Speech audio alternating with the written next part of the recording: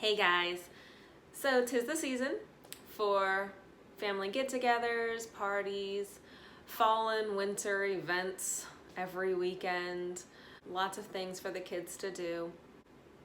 There are a lot of things that I'm worried about when it comes to that kind of stuff. Meltdowns, overstimulation, safety of where I can take the kids, but what I'm most afraid of is the stomach flu.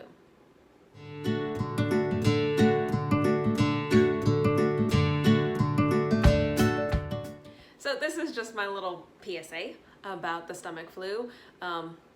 Actually, viral gastroenteritis. It's not really a flu. It's not caused by influenza. Yeah, I've developed a phobia of the children, especially vomiting, I guess just because they can't tell me when it's going to happen. And then also it puts my husband in the hospital to get IV fluids. So the kids weren't really sick before they started school. The boys started school at age 3, and as soon as Hiddo went to school, we just got sick. And I think it was that first couple of weeks that he went to school that he first had his bout of throwing up. After that, it was just constant year after year, at least a couple of times. That last year that they were in school, though, it was like 5 times that we had some kind of stomach virus going through the house. So yeah, now I'm just, the thought of the kids vomiting sends me into a panic attack because I just relive it, just the constant cleanup and just one after another going down, Matt having to leave for the hospital, me being sick in bed while still trying to take care of the kids. It's a whole thing. So long story short, I became obsessed with finding out how I could lessen our chances of getting stomach viruses or getting sick as a whole. So one thing I found when researching what products to use to clean, because it's like you can't use bleach on everything. Bleach does work to kill almost anything, but you can't use it on some surfaces. And the smell can get pretty noxious, especially with kids with sensory issues already. So I looked up and found a website, stopthestomachflu.com. It is run by a doctor, Dr. Annie, I believe her name is, and she has a whole bunch of good information. So if you want to know more, go to that website. I'm just going to touch on the bullet points here. And then she also does experiments in her own home, basically testing products and seeing which ones work, which is really surprising of the ones that really don't work, but people keep buying. So some basic information about viral gastroenteritis.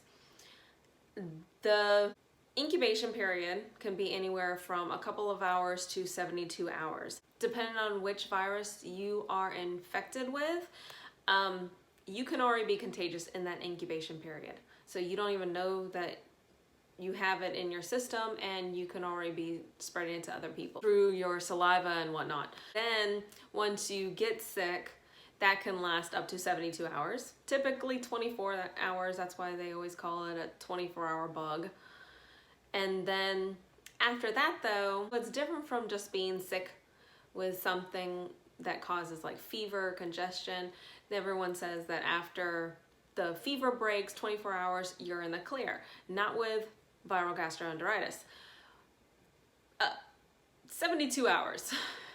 Really, you're still really contagious. So from the last time that you were sick, 72 hours after, that's when you can think about going back to work if you work in the food industry, or sending your kids back to school, or going on a play date or anything like that.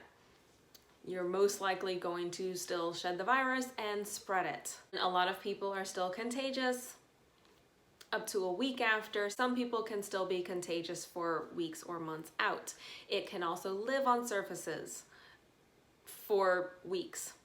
So if your own home, if you haven't cleaned well enough or with the right products, it can still spread to other people or reinfect you up to like a month in some cases for these viruses. They're very durable. That's one reason why they spread so quickly. They spread so easily and they stay alive so well.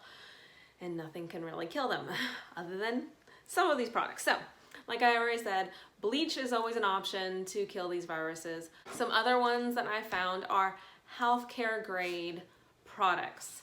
So this one, Clorox hydrogen peroxide spray. I buy it in the refill size. I have one spray bottle because these two are basically the same price all the time. This one was like $17. This is also $17. So I just got the one and then keep refilling it and always have extra. The only thing I don't like about this is that it does leave a film on some surfaces, so it can get a little sticky if you keep spraying it down. So just I let it dry and then kind of wipe it off. But that one I'd only use after someone's been sick or about a once a week deep cleaning of the house. My daily cleaning now is the same thing, the Clorox Healthcare hydrogen peroxide, but these are wipes and I love these. And so I wipe down the entire kitchen, all the faucets, handles, light switches in the house, any low cabinets that the children have touched, the table, just anywhere where I think a lot of people have touched. I wipe this down every single day. I use those and those are awesome.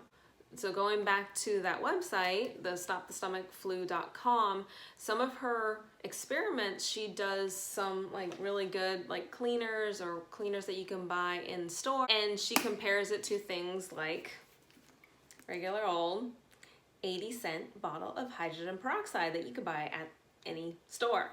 And this works better than a lot of the products that you can find in the stores, in the Lysol, Pine Sol, all those. This works better. So I keep bottles of this also. I'll keep a spray bottle of this in my purse, like a little spray bottle, not this whole thing. I'm not that crazy yet. And I'll spray down handles and things like that when I'm out and about. Other than the hydrogen peroxide in the brown bottle, these I have only been able to find online. You can buy them on Amazon. The prices fluctuate all the time. Sometimes I find it cheaper on other websites. Just do a Google search. So I'll list the names of all these products, but I won't give you links for anything. Just because the prices change all the time. And so search as best as you can to find a better price. Let's talk about hand sanitizers. Another one of Dr. Annie's experiments showed that like Purell and other just store-bought hand sanitizers don't even work that well on bacteria.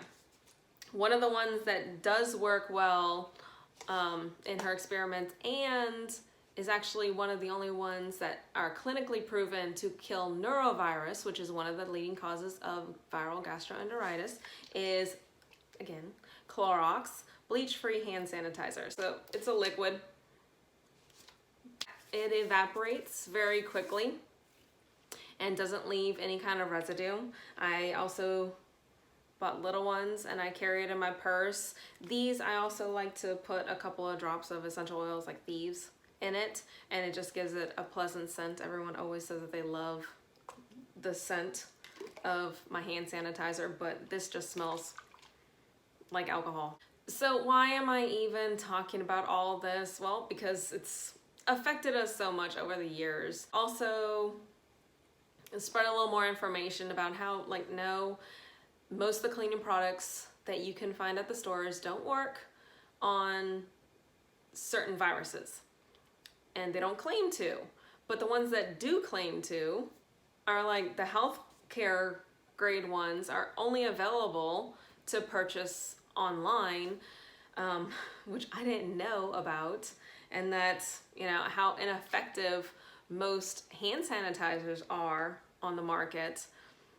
I don't know why they don't sell all these products in stores. It's really crazy to me. But also, like, I know it really stinks to miss events, miss parties. I've heard people before be like, oh yeah, my child's throwing up in the AM, and then, oh, but we're still going trick-or-treating in a couple of hours if they stop. I'm like, that's how it spreads, especially like that. It's some personal responsibility. we've missed tons of parties and events, lots of fun events that I really want to take the kids to, because I didn't want to chance us giving it to someone else. Just thinking about the situation you could put someone else in, if they have small children, babies, infants, elderly, they could be hospitalized if they come down with some of these illnesses. Whereas you, it's uncomfortable, and it's have to keep the kids home. It's not even the gastroenteritis illnesses that can really affect people that bad. I remember when the kids were really young, we had hand, foot, and mouth disease. Really bad. The kids were crying, screaming. I was crying. I had it too because I never had it as a child. And my fingernails were falling off. The kids had blisters all over their bodies.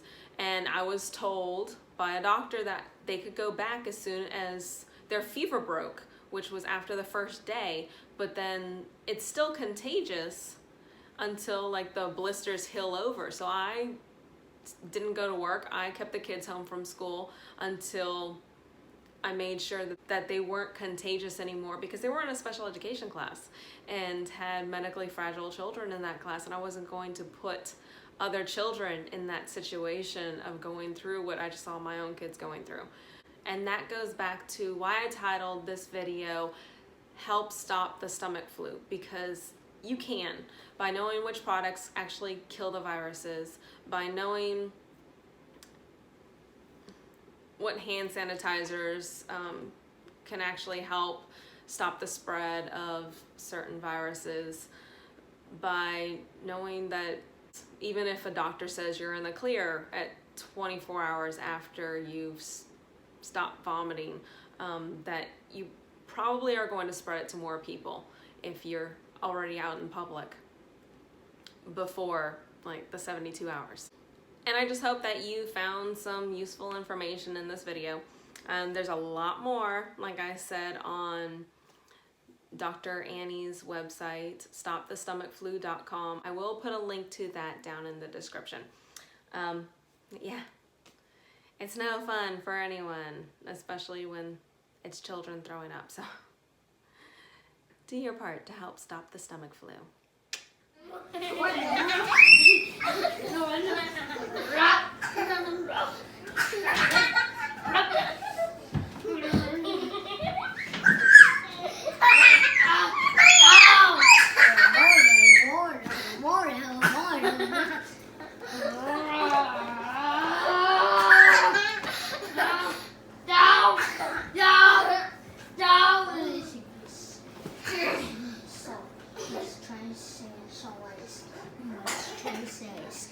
So I shall always see some shadows, always see.